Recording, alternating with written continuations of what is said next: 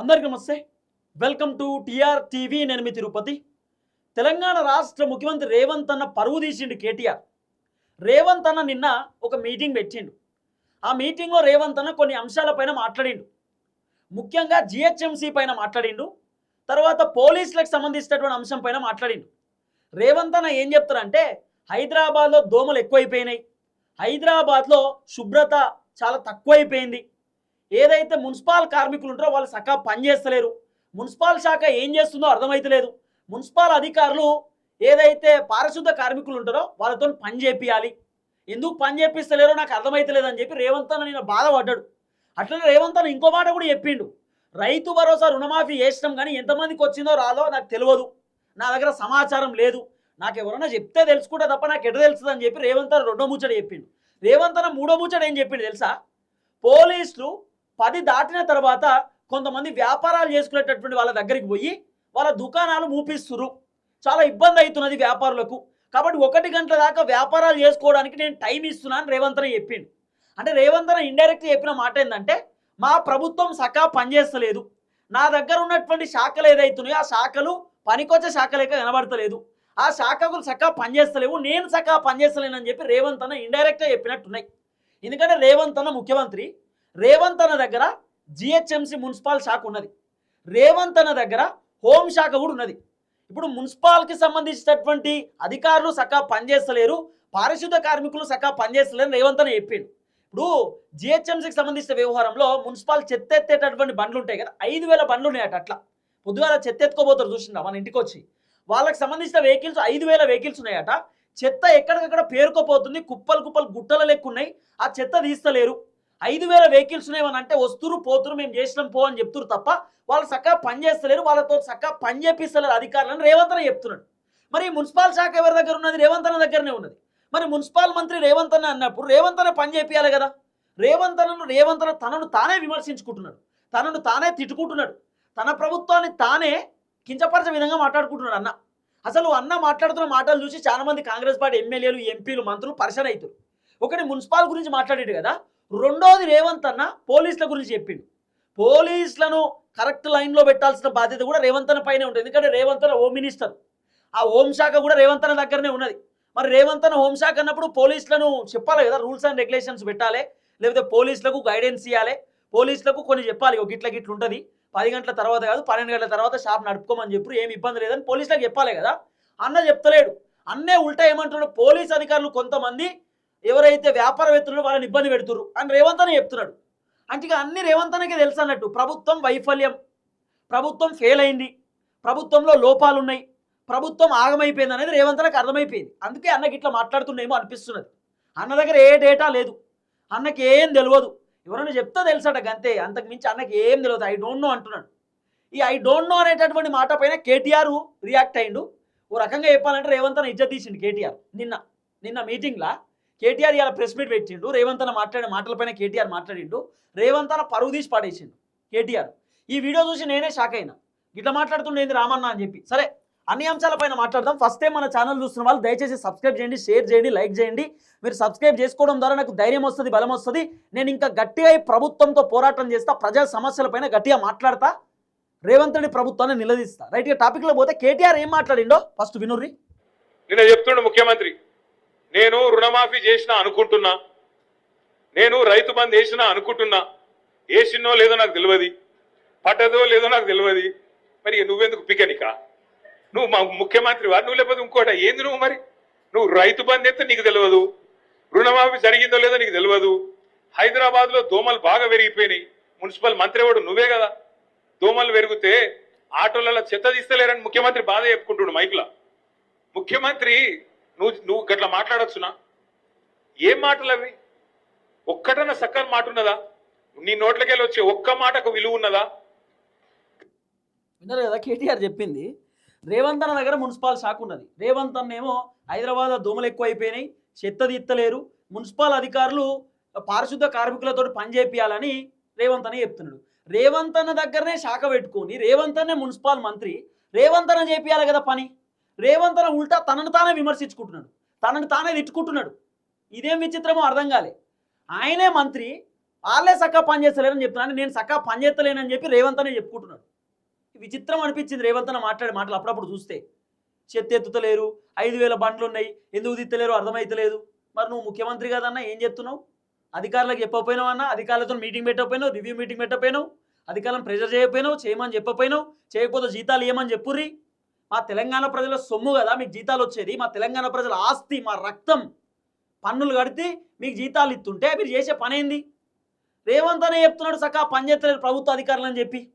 మరి సకా పని చేయనప్పుడు జీతాలు ఎందుకు పీక్ పడేరు?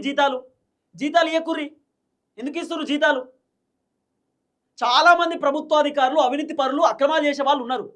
చాలామంది, సుమారు 30% అధికారులు ఉన్నారు అట్లా అవినీతి చేసేటటువంటి వాళ్ళు. ఒక 60% అద్భుతంగా పనిచేసేటటువంటి అధికారులు ఉన్నారు, 60-70%. మిగతా వాళ్ళు 30% మొత్తం డబ్బులు డబ్బులు డబ్బులు ఇట్లా మస్తు మందులు, వాళ్ళని కూడా తీసేది. పని చేయని వాళ్ళని బీక్ పడేది అవసరం లేదు ప్రభుత్వంలో. పని చేయనోడు ఎందుకు? పని చేసేటోడు కావాలి కానీ పని చేయనోడే వీటికి. ఇంకోడు ఇక చూడు ఇంకా వీడియోలు, కేటీఆర్ ఇంకో వీడియో కూడా చెప్పింది, అది కూడా వినుర్రి. నేను చెప్తున్నాడు ముఖ్యమంత్రి, నేను ఈ చెర్ల ఉన్న ఈ చెర్ల పొంట ఉన్న కొన్ని బిల్డింగ్లను బ్లాక్ చేసిన, వాటికి రిజిస్ట్రేషన్లు బంద్ చేయించిన, వాటికి ఇప్పుడు వాల్యూ జీరో ఉన్నది, జీరో వాల్యూ అయిపోయింది అది అని మాట్లాడుతున్నాను. ముఖ్యమంత్రి గారు ఒకటి గుర్తుపెట్టుకోండి, జీరో వాల్యూ అయ్యింది ఆ బిల్డింగ్లకు అపార్ట్మెంట్లకు కాదు, జీరో వాల్యూ అయ్యింది ముఖ్యమంత్రి మాటకు, నీ ముఖానికి జీరో వాల్యూ ఇవాళ ఈ రాష్ట్రంలో ఉన్నది. నిన్నెవడు నమ్ముతలేడు, ఇవాళ ఈ రాష్ట్రంలో ఒక్క మనిషి కూడా నిన్ను నమ్ముతలేడు. నిజమే, జీరో అయిపోయింది అన్న. రేవంత్ అన్న జీరో అయిపోయాడు. ఎందుకంటే రేవంత్ అన్న ఏం మాట్లాడుతుండో రేవంత్ అన్నకే తెలియదు, రేవంత్ అన్నకో క్లారిటీ లేదు. హైదరాబాద్ చుట్టూ 3 సముద్రాలు ఉన్నాయి అంటాడు, హైదరాబాద్లో బీచ్ పట్టుకొస్తా అంటాడు, హైదరాబాద్లో ఏం తక్కువ అంటాడు అని చెప్తాడు అన్న. లేకపోతే గ్లోబల్ సమ్మిట్ అంటాడు, 10 లక్షల కోట్ల ఏది ఎంఓయూలు కుదిరించుకున్నాం, మొత్తం పెట్టుబడులు రాబోతున్నాయి, మల్టీనేషనల్ కంపెనీలు పట్టుకొస్తా, ఇప్పుడు ఫ్యూచర్ సిటీ కడతా, ఫ్యూచర్ సిటీలో జర్నలిస్టులకు సపరేట్ ఇల్లులు ఇస్తా, ఒక కాలనీ పెడతా, పేదవాళ్ళకు ఫ్యూచర్ సిటీలో ఇల్లు ఇస్తా. ఫ్యూచర్ సిటీ ఎందుకు పెడుతున్నావు రేవంత్ అన్న చెప్పు? పేదవాళ్ళ కోసం పెడుతున్నావా? ఫ్యూచర్ సిటీ నువ్వు పెట్టేది కమిషన్ల కోసం అనిపిస్తున్నది జనాలకు. ఫ్యూచర్ సిటీ నువ్వు పెట్టేది మీ కాంట్రాక్ట్ల కోసం, మీ లాభం కోసం, మీ డబ్బుల కోసం మీరు చేస్తున్నారేమో అనిపిస్తున్నది జనాలకు. ఈరోజు మూసీ సుందరీకరణ చేస్తాం, 80,000 కోట్లు 1,00,000 కోట్లు పెట్టి ఆ మూసీ సుందరీకరణ చేసి మూసీ పక్కన హోటళ్ళు కడతాం, కాఫీ షాపులు కడతాం, మూసీ పక్కన మేము ఏదో చేస్తామంటారు. దేనికోసం చేస్తున్నారన్నా? మీ లాభం కోసం కదా. పల్లెటూరులో ఉన్నటువంటి జనాలు మూసీ చూడనీకి వస్తారా? పల్లెటూరులో ఉన్నటువంటి జనాలు హైదరాబాద్లో ఉన్నటువంటి అందాలను చూడనీకి వస్తారా? వాళ్ళకి ఏమైనా బీమారు రోగం వస్తే ఇక్కడికి వచ్చి చూపించుకొని పోతారు. రోగం వస్తే ఊర్లో ఉన్నటువంటి జనాలకి ఏమన్నా ఓ చిన్నపాటి దగ్గో తుమ్మో లేకపోతే ఇంకేదన్నా పెద్ద ఎత్తున రోగాలు వచ్చినా, లేకపోతే చిన్న చిన్న రోగాలు ఏమైనా వచ్చినా, హెల్త్ బాగాలేకపోయినప్పుడు హైదరాబాద్కి వచ్చి పెద్ద దవాఖానకు వచ్చి చూపించుకొని పోతారు. అంతే తప్ప మేము పోయి ట్యాంక్ బండి చూస్తాం, లేకపోతే మేము పోయి తాజ్మహల్ చూస్తాం, లేకపోతే మేము పోయి ఇంకేదో చూస్తాం, మూసీ చూస్తాం అని చెప్పి రారు. మస్తు పనులు ఉంటాయి ఊళ్ళే. ఎవరంటే హైదరాబాద్ డెవలప్మెంట్ అంటున్నాడు రేవంత్ అన్న. జిల్లాల డెవలప్మెంట్ మర్చిపోయాడు, నియోజకవర్గాల డెవలప్మెంట్ మర్చిపోయాడు, మండలాల డెవలప్మెంట్ మర్చిపోయాడు, గ్రామాల డెవలప్మెంట్ మర్చిపోయాడు. అన్ని మర్చిపోయి హైదరాబాద్కు సామాన్య జనాలు వచ్చి చూసిపోతారా? ఊర్లో ఉన్నటువంటి జనాలు హైదరాబాద్కు వచ్చి ట్యాంక్ బండ్ అందాలు, సెక్రటేరియట్ అందాలు, అంబేద్కర్ విగ్రహము, లేకపోతే హైదరాబాద్లో ఇంకేమేం అద్భుతంగా ఉన్నాయి అవన్నీ చూసిపోతారా? జనాలు చూడరు కదా. పల్లెటూరులో ఉన్నటువంటి జనాలకి ఏదన్నా చిన్న హెల్త్ ఇష్యూ ఉంటే, లేకపోతే ఇంకేమైనా ఇబ్బంది ఉంటే ఇప్పుడు హైదరాబాద్కి వచ్చి దవాఖానలో చూపించుకొని పోతారు. ఊకే పల్లెటూరులో ఉన్నటువంటి జనాలు వచ్చి హైదరాబాద్ని చూసిపోరు కదా. పొద్దుగాల లేతే రేవంత్ హైదరాబాద్ డెవలప్మెంట్ అంటాడు. మరి పల్లెటూరులో డెవలప్మెంట్ ఏంది? పల్లెటూర్లలో రోడ్లు లేవు, పల్లెటూర్లలో డ్రైనేజ్ ప్రాబ్లం ఉన్నది, పల్లెటూర్లలో నీళ్ళ ప్రాబ్లం ఉన్నది, పల్లెటూర్లలో ఉండడానికి ఇల్లు లేనటువంటి పరిస్థితి ఉన్నది, తినడానికి తిండి లేనటువంటి పరిస్థితి ఉన్నది చాలామంది జనాలకు. పల్లెటూర్లలో కట్టుకోవడానికి గుడ్డలు లేవు చాలామంది జనాలకు. మరి పట్టించుకోరేందుకు? పల్లెటూర్లలో స్ట్రీట్ లైట్లు లేవు, పల్లెటూర్లలో మోరీలు లేవు, పల్లెటూర్లలో చాలా దారుణమైన పరిస్థితి ఉన్నది. మరి పట్టించుకోరేందుకు? పొద్దుగాలైతే హైదరాబాద్ అంటున్నారు. హైదరాబాద్ ఒకటే కాదు కదా ఈ తెలంగాణ రాష్ట్రంలో ఉన్నది. 33 జిల్లాలు, 119 నియోజకవర్గాలు ఉన్నాయి, 600 మండలాలు ఉన్నాయి, 12,000 గ్రామాలు. మరి ఏం చేస్తున్నారు మీరు? ఓన్లీ హైదరాబాద్ అంటున్నారు ఎందుకు? హైదరాబాద్ మాత్రమే డెవలప్మెంట్ అంటున్నారు ఎందుకు? ఈ తెలంగాణ రాష్ట్రంలో ఉన్నటువంటి జనం హైదరాబాద్లో చాలామంది లేరు. ఆంధ్ర నుండి వచ్చినటువంటి వాళ్ళు హైదరాబాద్లో ఉన్నారు చాలామంది, బీహార్ నుండి వచ్చి హైదరాబాద్లో బతుకుతున్నారు, గుజరాత్ నుండి వచ్చి హైదరాబాద్లో బతుకుతున్నారు, మన తెలంగాణ రాష్ట్రంలో ఉన్నటువంటి జనాలు సగం మంది హైదరాబాద్లో లేరు.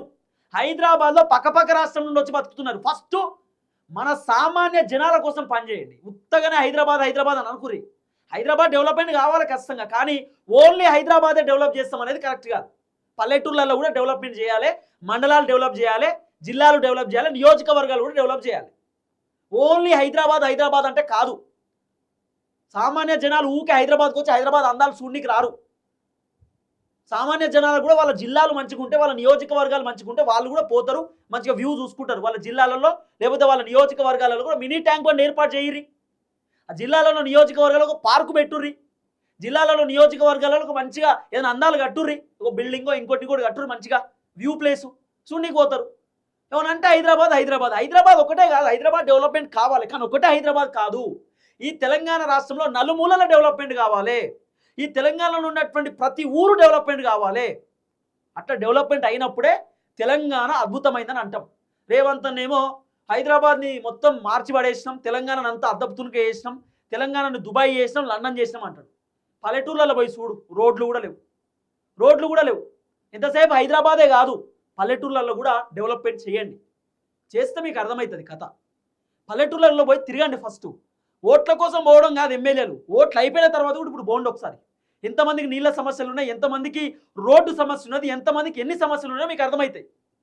అందుకే కేటీఆర్ చెప్తున్నాడు, కేసీఆర్ వదిలిపెట్టుకున్నారు అనవసరంగా అని చెప్పి కేటీఆర్ మాట్లాడుతున్నాడు. ఇలా రేవంత్ అన్న పొద్దుగాల లేస్తే నాకేం తెలియదు అంటున్నాడు. ఎందుకేం తెలియదు? రేవంత్ రెడ్డి ప్రభుత్వం ఒక ఫెయిల్యూర్ ప్రభుత్వం లెక్క కనబడుతున్నది. రేవంత్ అన్న అడ్మినిస్ట్రేషన్ ఒక ఫెయిల్యూర్ అడ్మినిస్ట్రేషన్ లెక్క కనబడుతున్నది. కాంగ్రెస్ పార్టీ మంత్రులు వాళ్ళ శాఖలను మెయింటైన్ చేయడంలో ఫెయిల్యూర్ కనబడుతున్నది. కాంగ్రెస్ పార్టీ ఎమ్మెల్యేలు వాళ్ళ నియోజకవర్గాలలో తిరిగే పరిస్థితి లేదు, ఫెయిల్ కనబడుతున్నది అంతా. కారణం ఏంటి అంటే వీళ్ళ పరిపాలన చక్కగా లేదు, వీళ్ళ పర్ఫార్మెన్స్ చక్కగా లేదు. అందుకే కేటీఆర్ రేవంత్ రెడ్డి పరువు తీస్తున్నాడు. ఎక్కడైనా కేటీఆర్ ఇన్ని విమర్శలు చేసిండు తెలుసా రేవంత్ రెడ్డి పైన. అధికారంలోకి వచ్చిన దగ్గర నుండి రేవంత్ రెడ్డి ప్రభుత్వం పొట్టు తిడుతున్నాడు కేటీఆర్. తిట్టడం ఇన్ కేస్ కేటీఆర్ విమర్శలు చేస్తున్నాడు ప్రభుత్వం పైన, ప్రభుత్వ లోపాల పైన. అన్నిసార్లు దొరికిపోయింది రేవంత్ అన్న, మాట్లాడుతుంటేనే దొరికిపోతున్నాడు అన్న. అవతలోనికి విమర్శలు చేయడానికి కూడా అవకాశం ఇవ్వద్దు, కానీ రేవంత్ అన్న అల్కగా ఇస్తాడు. ఉత్తగానే నన్ను ఎన్ని విమర్శలన్నా చేసుకుని నాకు ఇబ్బంది లేదని చెప్పి రేవంత్ అని అనుకుంటాడు. గట్లుంది కథ. ఏది ఏమైనా దయచేసి వీడియో అందరికి షేర్ చేయండి. సో ఇది కేటీఆర్ వర్షన్. కేటీఆర్ క్లియర్గా చెప్పిండు, ముఖ్యమంత్రి దగ్గర డేటా లేదట, మరి ఎందుకున్నావు ఏమిట్టుకున్నావు అని చెప్పి కేటీఆర్ మాట్లాడిండు. ఈ విధంగా కేటీఆర్ చెప్పే కార్యక్రమం చేసిండు. రేవంత్ రెడ్డి మాటలకు కేటీఆర్ కౌంటర్లు ఇచ్చేటటువంటి కార్యక్రమం చేస్తున్నాడు. చూద్దాం ఏం జరగబోతుంది. అందరికీ నమస్తే, థ్యాంక్ యూ సో మచ్. జై తెలంగాణ.